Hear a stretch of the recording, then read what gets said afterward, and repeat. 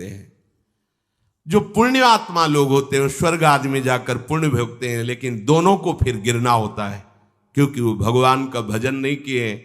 इसलिए पुण्य भोग कर मृत्यु लोक आते हैं, वो पाप भोग कर नरक से मृत्यु लोक आते हैं। माता जब उनके भोग संपन्न होते हैं नरक आदि के, अब वो जन्म लेते हैं। फिर यहां ध्यान से सुनना, जब जीव को मनुष्य शरीर में जन्म लेना होता है तो प्रकृति में वर्षा के साथ आता है।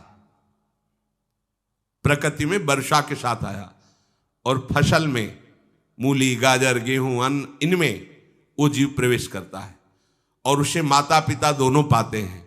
तो सप्तम धातु वीर के रूप में परिणित होता है जीव।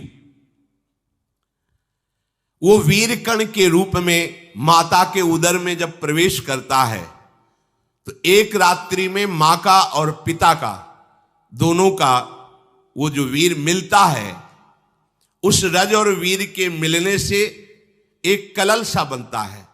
5 रात्रि व्यतीत होने के बाद एक बुदबुदा सा बनता है। 10 रात्रि व्यतीत होने के बाद एक बेर की सी आकृति होती है। फिर उसके बाद उसमें धीरे धीरे मांसपेशियां बढ़ने लगती हैं। 1 महीने में उसके सिर निकल आता है। 2 महीने में हाथ पांव अंगों का विभाग होता है। 3 महीने में नख, रोम, अस्थि, चर्म, स्त्री पुरुष के चिन्ह प्रकट हो जाते हैं। 4 महीने में मांसादि 7 धातुएं प्रकट हो जाती है। 5वें महीने में चेतना जागृत हो जाती है। जैसे अपने चेतना, ऐसे 5वें महीने में गर्भस्थ शिशु की चेतना जागृत हो गई। जीव है पर चेतना 5 महीने बाद मां के गर्भ में जागृत। अब उसे भूख लगती है, प्यास लगती है, वहां की तापमयी जलन, पीड़ा, छोटे छोटे कीड़ों के द्वारा काटना। 6ठे मास में झिल्ली से लपटा हुआ मां की दाहिनी कोख में कीड़े की तरह तड़पता है। उस समय माता को कड़वे और खट्टे पानी की लालसा होती है, जिससे उसके अंगों में जाकर भयंकर जलन होती है। यह है भोग। वो कृमि कीड़े की तरह तड़पता है। मलमूत्र के गड्ढे में बीच में झिल्ली में बंधा हुआ वो जीवात्मा सुकुमार तो होता है, वहां के कीड़े उसे नोचते हैं छोटे छोटे, वो तड़पता है।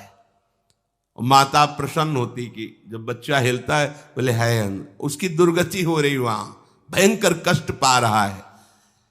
ऐसा क्लेश होता है कि क्षण क्षण में बेहोश होता रहता है। माता के खाए हुए कड़वे, तीखे, गरम, नमकीन, रूखे, खट्टे, यही पदार्थ पाने की इच्छा होती है माता, क्योंकि उसको भोग भोगना है। उसके कोमल शरीर में भयानक पीड़ा होती है जब माता ऐसे पदार्थ खाती है। गर्भाशय की झिल्ली में लिपटा हुआ, आंतों और मलमूत्र से घिरा हुआ सिर, पेट की और पीठ और गर्दन, ये